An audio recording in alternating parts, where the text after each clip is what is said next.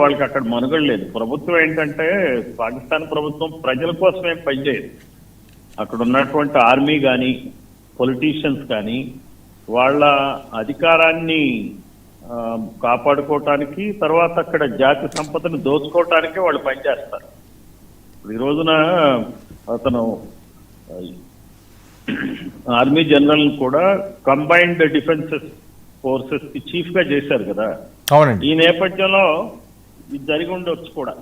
ఒకసారి ఒక ఛార్జీ తీసుకున్నాక నేను అత్యున్నత పదవిని అధిష్ఠించానని చెప్పడం కోసం అక్కడ ఇంపాక్ట్ క్రియేట్ చేయడానికి మనం కామ్గా ఏం కూర్చోలేదు, మనం ఇట్లా ఇన్సిడెంట్ చేస్తున్నామని చెప్పడానికి కూడా చేయొచ్చు. అందుకనే వాళ్ళు ఢిల్లీని ఎంచుకున్నారు.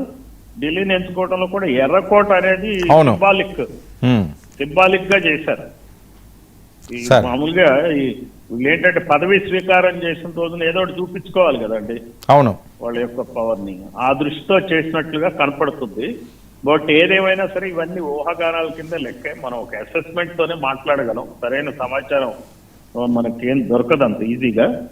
సో బట్ వన్ థింగ్ ఏంటంటే ప్రజలు మాత్రం అప్రమత్తంగా ఉండాలి. ప్రభుత్వం ఖచ్చితంగా, పోలీసులు ఖచ్చితంగా బాగా పనిచేస్తారు. ఆందోళన చెందాల్సిన అవసరం అయితే లేదు. భారతదేశం అన్ని రంగాల్లో కూడా గట్టుదిట్టంగా పనిచేసే పరిస్థితి ఉంది. పాక్ కవ్వింపు చర్యలకి పాల్పడితే కూడా తగిన విధంగా భారతదేశం బుద్ధి చెప్పే స్థాయిలో ఉందని చెప్పచ్చు. సార్, పూర్ణచంద్రరావు గారు, ఏదైతే భారత్ మీద తరచూ జరుగుతున్న ఈ దాడుల నేపథ్యం, భారతదేశం అభివృద్ధి పదంలో నడుస్తుంది, ఒక పక్క అమెరికా వైఖరి ఏంటో అర్థం కాని సిచ్యువేషన్, ఒక్కొక్కరు ఒక్కో రకంగా మాట్లాడే పరిస్థితి. నేను ముందున్నానని చెప్పి ట్రంప్ ప్రతిదానికి తగుదనమ్మా నేను ఆపేసానంటారు, లేకపోతే నేను ఇలా చెప్పానంటారు, నేను అలా చెప్పానంటారు. కానీ పాకిస్తాన్ మాత్రం ఆయన పక్కన కూర్చోబెట్టుకుని విందు భోజనాలు, వాళ్ళతోటి మీటింగ్లు, ప్రత్యేకంగా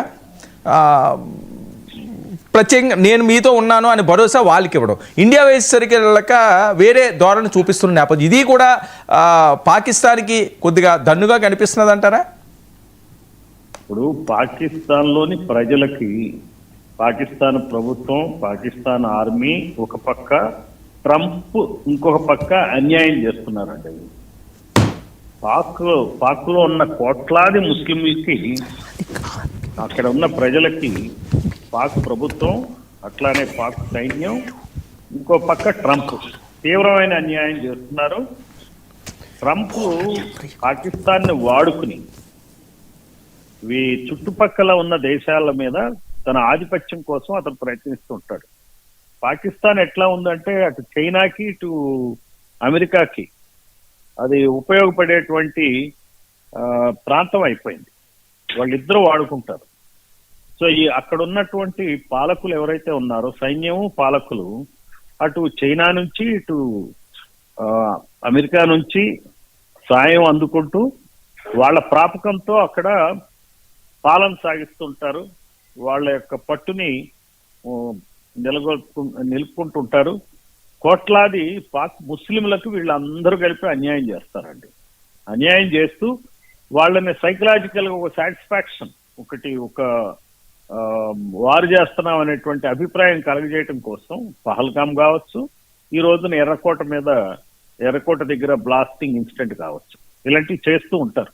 ఇక వాళ్ళకి వేరే పని ఉండదండి. ప్రజల కోసం పనిచేసే ప్రభుత్వాలు కాదు పాకిస్తాన్. మనలాగా మన ప్రభుత్వాలు ఏ మాట కామాట చెప్పుకోవాలా, వివిధ పార్టీల మధ్య తేడాలు ఉండొచ్చు, అవినీతి ఆశ్రిత పక్షపాతం, మరి రకరకాలైనటువంటి చెడు పద్ధతులు ఉన్నప్పటికీ కూడా ప్రజల కోసం పనిచేస్తూనే ఉంటారు.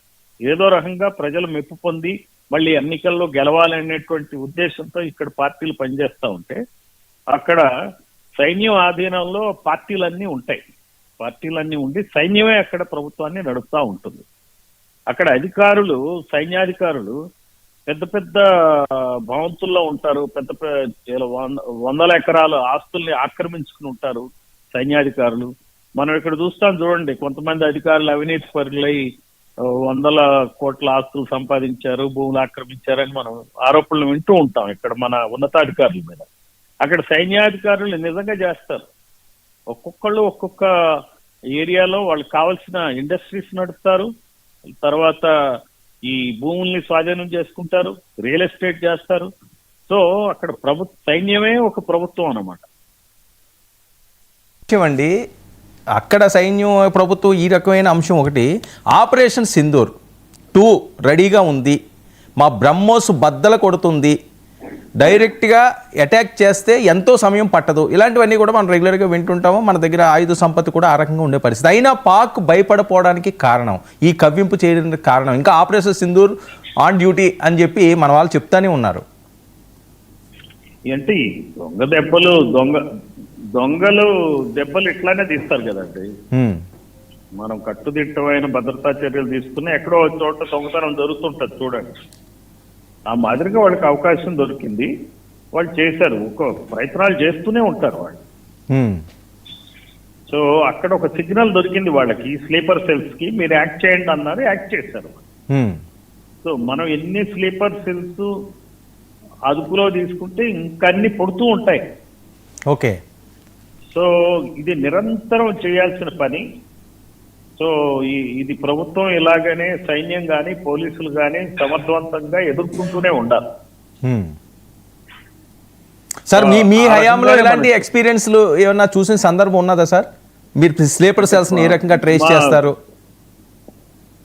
స్లీపర్ సెల్స్ దీనికి మన ఆంధ్రప్రదేశ్ లో కానీ తెలంగాణలో కానీ సమర్థవంతమైనటువంటి పోలీసు వింగ్ ఒకటి ఉంటుంది. దాని ద్వారా వీటి ఆచూకీని కనిపెడుతుంటారు. చాలా వరకు మన వాళ్ళు అరెస్టు చేయటం ద్వారా వాళ్ళని కంట్రోల్ చేయటం అనేది దొరుకుతుంది. చాలా చాలా ఇన్సిడెంట్స్ ప్రివెంట్ చేసిన సందర్భాలు ఉన్నాయి. సో మనది ఒక రకంగా చెప్పాలంటే దేశంలోనే అటు తెలంగాణ ఇటు ఆంధ్రప్రదేశ్ లో ఉన్నటువంటి కౌంటర్ ఇంటెలిజెన్స్ సెల్ చాలా పటిష్టంగా పనిచేస్తారు. సార్ మరి ఎందుకు దేశ రాజధానిలో అంత స్ట్రాంగ్ గా లేని పరిస్థితి? ఆ రోజు ముంబై దాడులు చూసాం, ఇప్పుడు ఎర్రకోటే టార్గెట్గా వాళ్ళు టార్గెట్ చేస్తున్న పరిస్థితి. అంటే మనం ఏం చూస్తామంటే జరిగిన సంఘటన గురించే చెప్తాం, నివారించిన సంఘటనలు మనకు తెలియదు. ఓకే కదా. అవును. ఇప్పుడు ఇదే ఐటమ్ ఉందండి, వార్తని ఎంతమంది పికప్ చేయగలిగారు, ఎన్ని ఛానల్స్ పికప్ చేయగలిగినాయి చెప్పండి. ప్రాంప్ట్ గా పికప్ చేసిన ఛానల్స్ ఎన్ని చెప్పండి నాకు. అవును. అలానే ఉంటుంది పరిస్థితులు కూడా. ఓకే. సో ఢిల్లీలో మనకి ప్రివెంట్ చేయలేము, ఇంకా ఎన్నో ప్రివెంట్ చేసి ఉంటారు, మనకు తెలియదు. అవును. మేజర్ లాస్ ఎక్కడో జరగాల్సింది ఆపుకుంటారు, లేదా వాళ్ళు కూడా క్యాలిక్యులేటెడ్ గా ఒక చోట ఓ చిన్న మనం చేసి చూపిద్దాం, మన ఆర్మీ చీఫ్ ఛార్జ్ తీసుకున్నాడు అతను, దానికోసం చేసి ఉన్నారా అంటే బహుశా ఒక మోతాదు చూపించుకోవటానికి. ఎందుకంటే అక్కడ వాళ్ళు కాలర్ ఎగరేసుకోవాలి కదా, అక్కడ ఉన్న సైన్యాధిపతి కానీ అక్కడ ఉన్న ప్రభుత్వాలు కానీ కొంచెం కాలర్ ఎగరేసుకోవాలి కదా. అవును. అందుకని చెప్పి ఇలాంటి చర్యలు కూడా చేసి ఉండొచ్చు. అందుకని చెప్తాను, ఇప్పుడు మనం ఇంత వెంటనే దాన్ని అసెస్ చేయలేము సార్. సో కాలం గడిచే కొద్ది కొన్ని డీటెయిల్స్ వస్తాయి, అప్పుడు మనం చెప్పగలుగుతాం. Right sir. Okay, thank you sir, thank you so much Purnachandrarao గారు. రైట్, ఇదండి ఢిల్లీ ఎర్రకోట సంబంధించి భారీ పేలుడు సంభవించింది. 5 షాపులు, పలు కార్లు కూడా దగ్ధమైనట్లు జరుగుతుంది. మంటలు అడుపుతున్న 7 ఫైర్ ఇంజన్లు. ఈరోజు సాయంత్రం 6:30-7 గంటల మధ్యన ఈ పేలుడు సంభవించినట్లుగా తెలుస్తుంది. కొనసాగుతున్న సహాయక చర్యలు. ఘటనా స్థలానికి ఢిల్లీ స్పెషల్ పోలీసులు కూడా అక్కడికి వెళ్ళడం జరిగింది. ఈ దాడి